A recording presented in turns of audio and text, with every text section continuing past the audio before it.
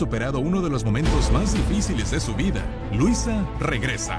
Retoma su vocación de servicio y pasión por mantenerle informado. Porque nosotros no descansamos. Si la situación lo amerita, volveremos con ustedes.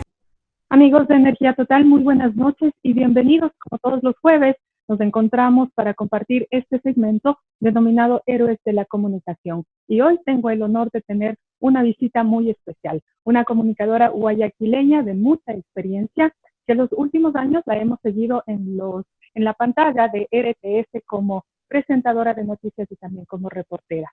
Bienvenida, Luisa Delgado. Buenas noches. Verónica, ¿cómo le va? Un placer para mí, gracias por esta gentil invitación y aquí estoy a sus órdenes para poder responder de vuestras inquietudes. Me siento muy honrada de haber sido considerada. Muchísimas gracias también por su tiempo. Vamos a comenzar y yo quiero poner como antecedente que los profesionales de la comunicación, al estar en un oficio que no para bajo ninguna circunstancia, estamos expuestos al peligro y en este tema de la pandemia, al contagio. Luisa Delgadillo es una sobreviviente del COVID. Cuénteme, ¿qué sintió usted cuando le dijeron usted es COVID positivo? Bueno, debo reconocer que sentí mucho temor, aunque la primera semana de la enfermedad uno lo siente tan solo como un trancazo fuerte. Entonces pensé que no era tan grave como lo pintaban. Es a partir del día 8º o 9º en donde empieza lo bueno o lo bravo, es decir, las crisis respiratorias. Así que los médicos que vía telefónica tuvieron la gentileza de asistirme y una de ellas, y quiero reconocerlo y agradecérselo públicamente, más allá de que haya discrepancias respecto de cuál haya sido su manejo en lo que es la administración pública en el área de la salud, eso le corresponderá juzgarlo a la historia. Yo creo que en lo personal, creo que hizo una buena gestión. Considero que la hizo la doctora Catalina Andramuño, exministra de Salud Pública, hizo lo que podía con los recursos con los que contaba, porque pues para nadie es un secreto que el Ecuador, el actual gobierno, como el propio presidente lo ha dicho, recibió un país con una situación económica muy dura, muy difícil y que se ha ido agravando con el tiempo. Primero con la caída del precio del petróleo y luego pues obviamente con la pandemia del COVID-19. Entonces imagínense, sin mayores recursos, la verdad es que yo no habría aceptado un cargo público de ninguna naturaleza porque siempre un país en sus diferentes aristas demanda atención el pueblo, en salud, en educación, en productividad, etcétera. Pero ¿cómo le hago yo si no tengo los recursos y los implementos que me permitan propender a darles lo que requieren? En todo caso, la traigo a colación porque la exministra tuvo la gentileza de hacerme un seguimiento. Tan pronto supo que yo había dado positivo, vino una brigada del Ministerio de Salud Pública, yo se la pedí. Yo no era amiga de ella, no la conocí sino hasta cuando fue ministra y me tocó entrevistarla, obviamente mucho antes de que estallara todo este tema de la pandemia. Entonces había ese vínculo de comunicadora, funcionario público, y cuando yo me sentí afectada y creí tener los síntomas, la llamé y le dije, ministra, ¿usted cree que pueda haber la posibilidad de que me tomen la prueba? Y entonces ese mismo día vino una brigada del Ministerio de Salud Pública, me hizo la prueba y 4 días más tarde, se demoró el tema 4 días porque al día siguiente ella pues renunciaba a su cargo de ministra, pero 4 días más tarde se me informó que el resultado era positivo. Ahora, las mismas personas que me vinieron a hacer la prueba, dadas las características y la sintomatología, me dijeron, vea doña Luisa, sin necesidad de procesar esta muestra, nosotros le estamos diciendo a usted que usted es positiva al COVID. Y yo vivo aquí con mi hijo y una sobrina que me acompaña temporalmente, pues una hermana está fuera del país. Y cuando yo les pedí, oiga, ¿y ustedes creen que les puedan hacer también las pruebas aquí a mi familia? Y me dijeron, doña Luisa, no es necesario. Esto es tan contagioso que le aseguramos que ellos también están contagiados. Así que cuarentena total a partir de este momento y el resto de la historia ya lo conocen. Lo que nunca me advirtió, y probablemente para no angustiarme, porque es obvio, la parte psicológica influye muchísimo en todo esto. La doctora Andramuño nunca me dijo, Luisa, prepárese porque al 9º día viene lo bravo, sino que me dijo pues las recomendaciones de que tomen las cosas con calma, me indicó de cierta medicina básica, luego de verificar que yo no tenía enfermedades preexistentes, que de hecho, gracias a Dios, no las tengo, pero nunca me dijo lo otro. Sin embargo, vamos por partes. Sí, ¿Dónde cree, para empezar, que usted se contagió? No sé si me contagié en el canal o no, si es la pregunta que la mayoría de los colegas comunicadores me hacen.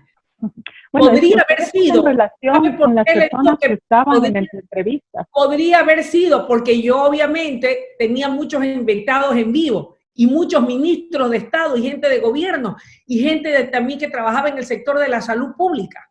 Entonces, si le digo que era uno de ellos, puede ser, como tal vez puede ser con el vecino del departamento de al lado, al que saludo afectuosamente porque yo soy muy emotiva. Y actué irresponsablemente, Verónica, porque a pesar de lo que se venía ya anunciando ocurría al otro lado del planeta, en Asia, yo lo veía tan distante y tan lejano que nunca pensé que íbamos a tener un problema de esa naturaleza. Entonces, finalmente me contagié y el resto pues ya lo conocen. Le decía que el 8º, 9º día, perdonen que estoy haciéndole esta entrevista desde mi casa y mi perro se le ha ocurrido ladrar justo en este momento. Justamente eso le iba a preguntar, Luisa. Sí. Ahora sí, vamos a cómo fue el proceso y cómo fue aumentando la sintomatología. Sí. Justamente usted decía que al 9º día fue... Al 9º día, al 8º día me llamaba, la doctora Andramuño me llamó y otros 2 galenos amigos me empezaron a llamar. Ella me monitoreaba. ¿Cómo se siente? ¿Cómo está? Y al 8º día, y empecé yo a sentir crisis respiratorias. Es decir, sentía que se me cerraba el pecho, sentía que se me cerraba la tráquea y respiraba con mucha dificultad. Entonces, ¿qué me aconsejó ella? Hacer nebulizaciones de Flumicil en ampolla, hacer las vaporizaciones. Y lo más importante y lo clave, Verónica, es guardar la calma y la serenidad. Porque obviamente al sentir que los pulmones empiezan a contaminarse de la presencia del virus, no sabría yo médica o clínicamente cómo determinarlo, pero cuando me hice un rayos X y luego una tomografía se podía apreciar una especie de nubosidad o de un humo blanco o como algodón que cubría los pulmones.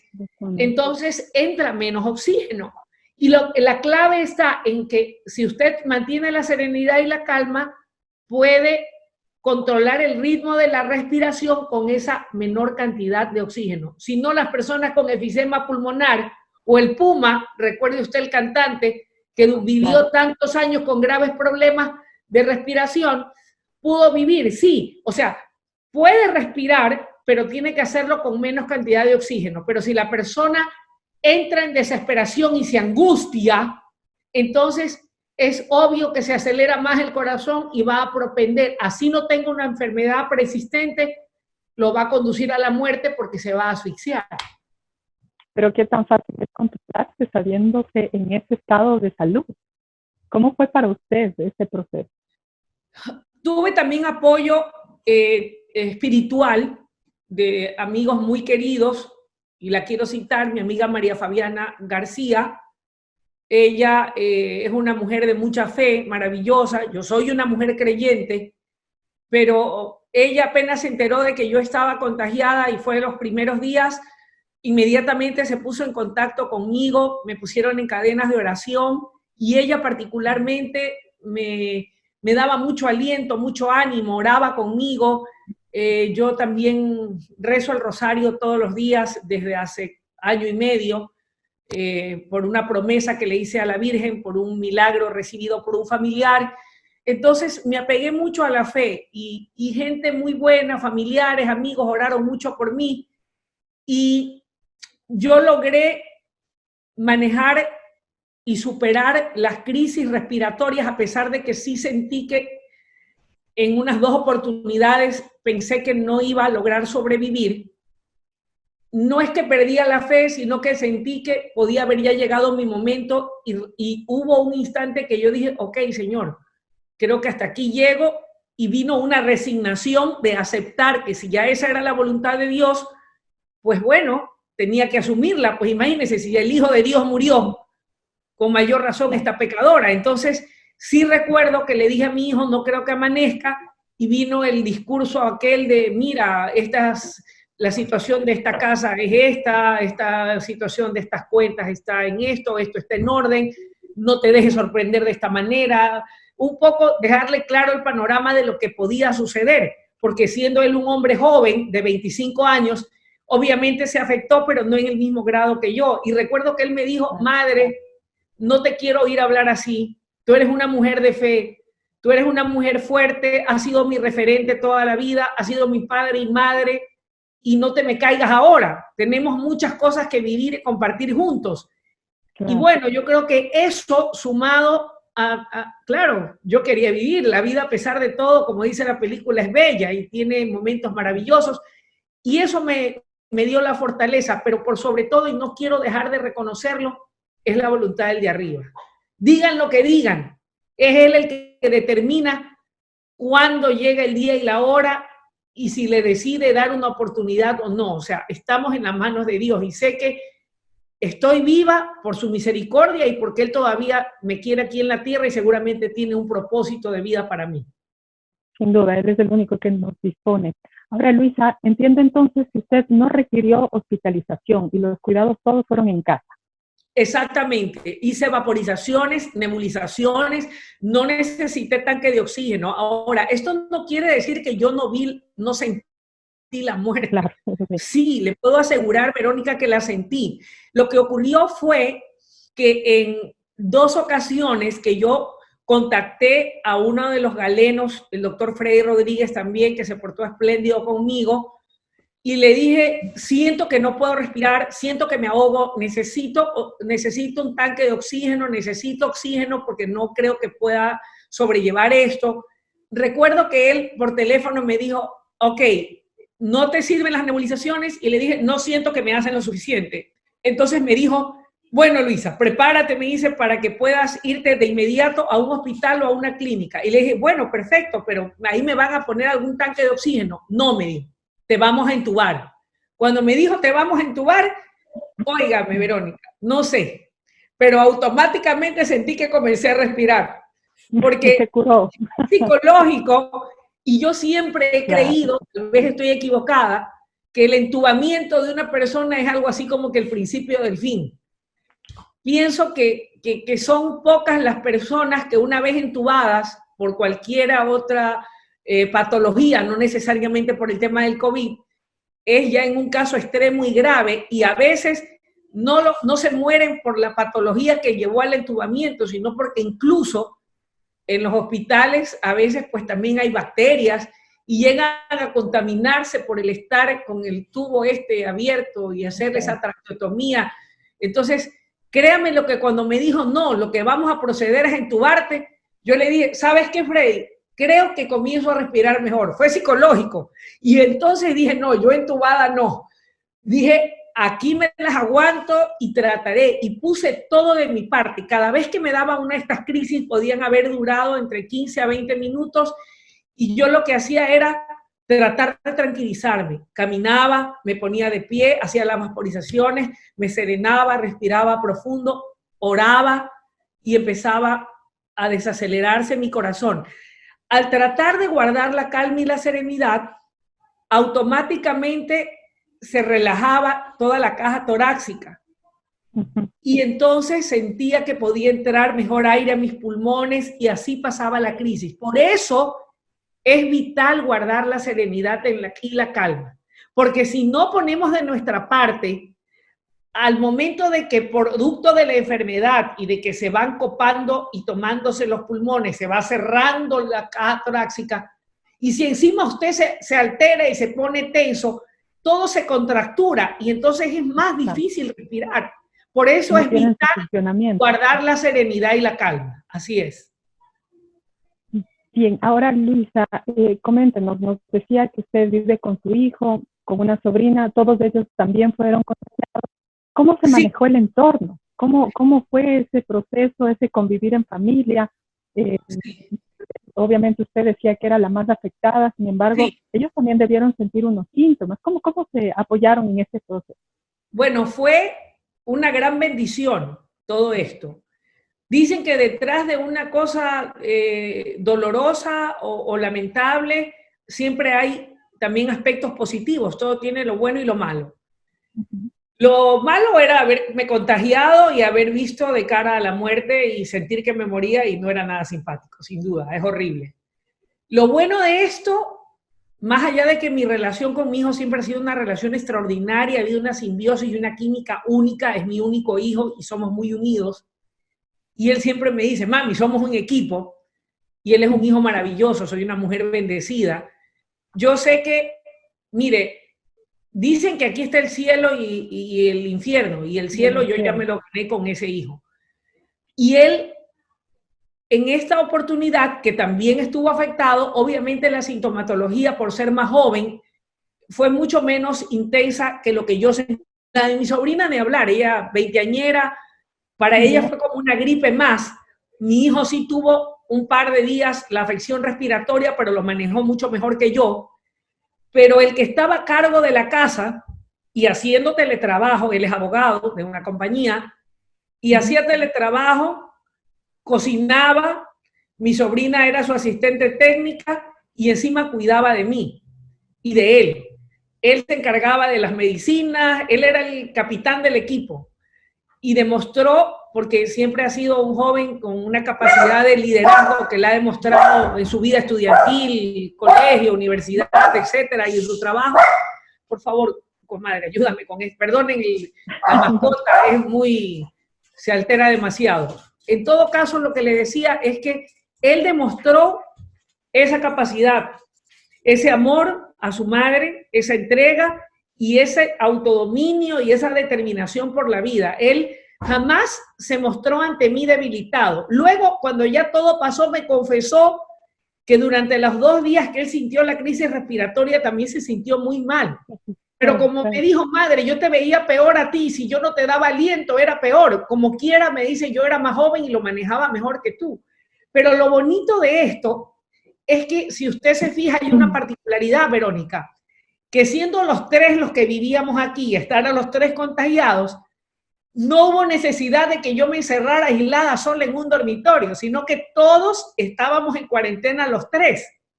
Claro. Entonces, había una convivencia. Igual los médicos nos dispusieron separar nuestras vajillas, nuestros cubiertos, y aún cuando estábamos juntos, guardar una distancia de 1,5 metros, porque de todas maneras yo tenía una carga viral mayor, por eso estaba más afectada. Sin embargo, el amor de mi hijo se puso a prueba y me emociona cuando lo cuento, porque a pesar de que a lo mejor el hecho de que yo tuviera una carga viral más grande y lo hubiera podido afectar, usted sabe que ha habido también muertos, entre los muertos gente joven. Jóvenes, claro. Mi hijo igual jamás dudó en atenderme personalizadamente, en prepararme las nebulizaciones, en estar cerca de mí. O sea, jamás me rechazó, jamás me discriminó. Estuvo siempre a mi lado y eso me llena el corazón de mucha alegría y le doy gracias a Dios por ese hijo que me ha dado, que es un hijo maravilloso y por eso yo lo bendigo mucho, porque es un buen hijo.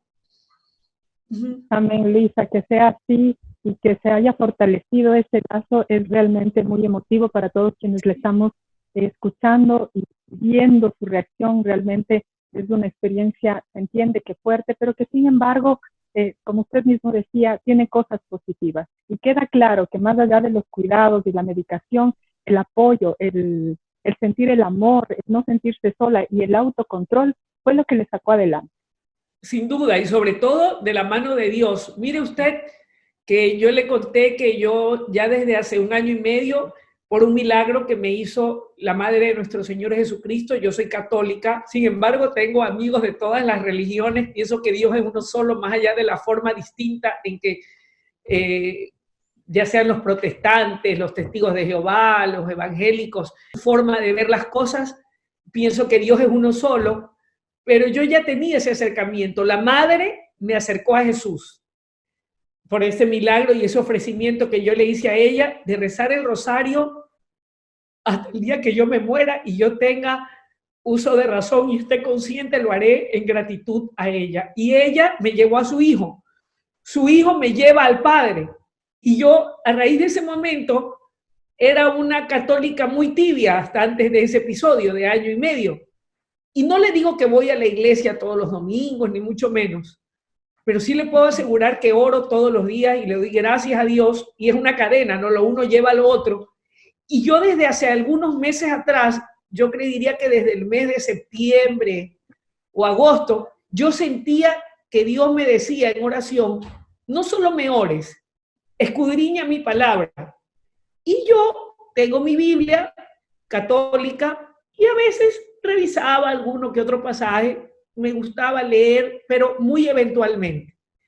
Pues fíjense que a raíz de esto, otra de mis ofrecimientos, y ahora ya no es solo un ofrecimiento, sino que siento la necesidad que después de este episodio me faltaba ese complemento. Ya no solamente estar en contacto con la Madre de Jesús, con Jesús, y Él me lleva hacia el Padre, y en oración, en esa conversación personal con Dios, sino que eso, a partir del COVID, dije, yo también voy a empezar a escudriñar y a leer las Escrituras, y a partir de ese momento empecé a leer y ahora la leo a diario, y ya no la leo solamente por el compromiso que tengo con Dios, porque la vida a mí me ha enseñado a ser grata, y me gusta ser grata con mis semejantes, con mayor razón con Dios que me permitió estar viva.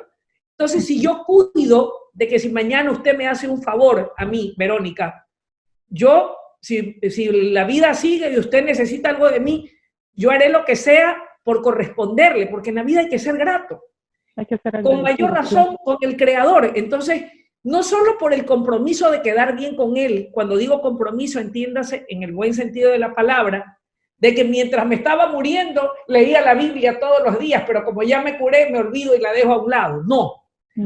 Mire cómo Dios es tan maravilloso y obra en medio de esta situación, este episodio difícil que me tocó vivir, que ahora yo siento la necesidad de seguir escudriñando su palabra, porque la mejor forma de conocer de Dios es a través de la Biblia, porque ahí es donde yo voy a poder saber más acerca de Él y pedirle, porque ahora lo pido así, como pedía el rey Salomón, sabiduría. Y si usted pide sabiduría, tendrá discernimiento, entendimiento, aprenderá a ser más justo, a tomar mejores decisiones.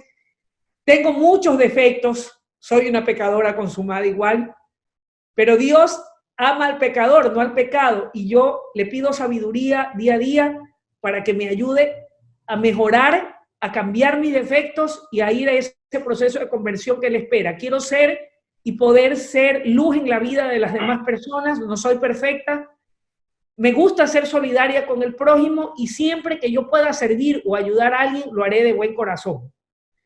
Defectos tengo un montón, soy tremendamente impulsiva, soy muy vehemente y apasionada, soy a veces testaruda, pero me gusta sé reconocer mis errores y me he puesto en manos del Señor para que lo que yo no pueda cambiar, lo haga Él por mí. Y ese es mi compromiso con Él.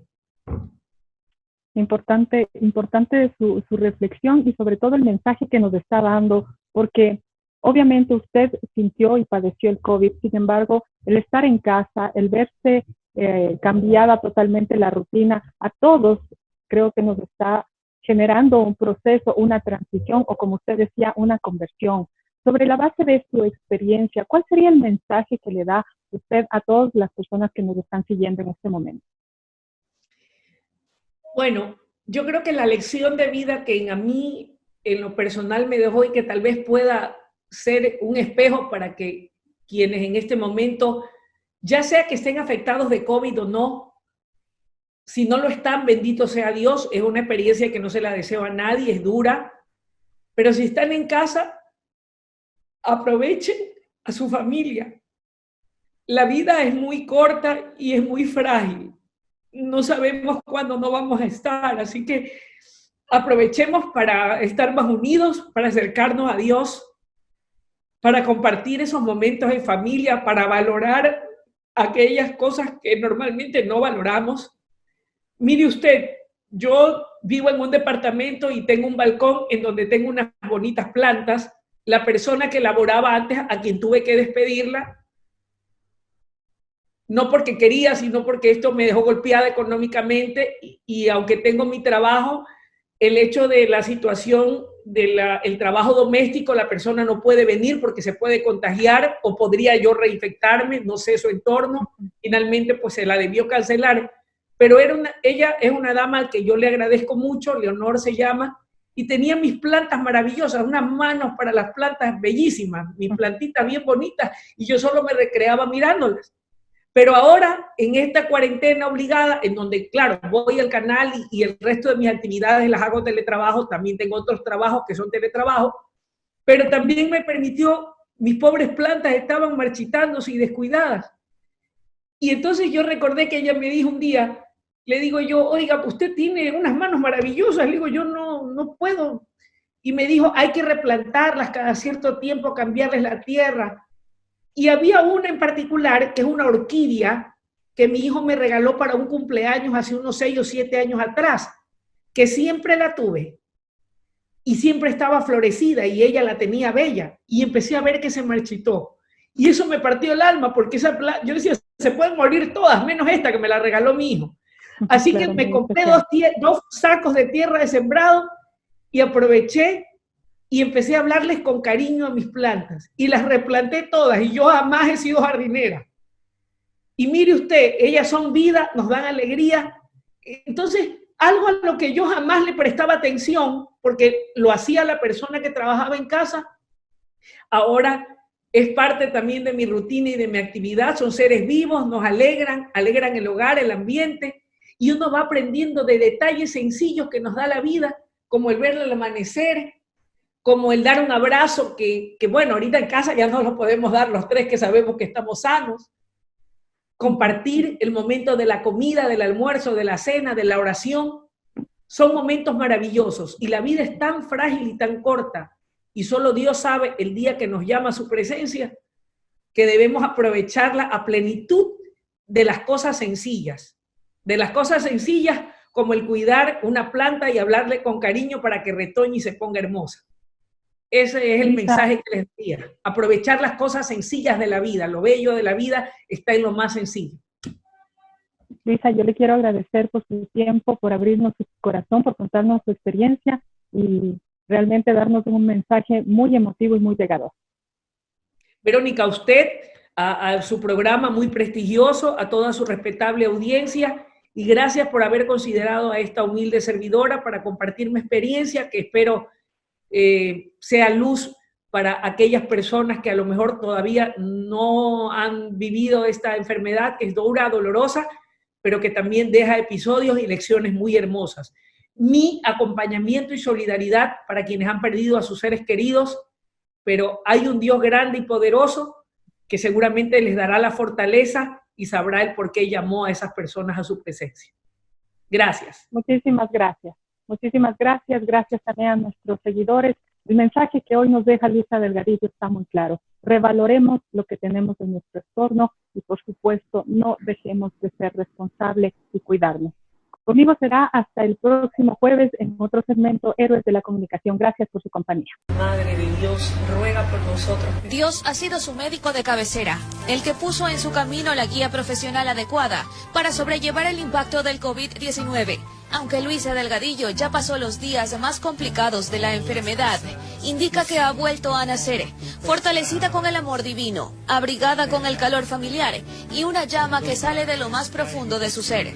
Sí, soy una sobreviviente del COVID-19 y ha sido una experiencia dura, difícil, pero que definitivamente me ha fortalecido y edificado.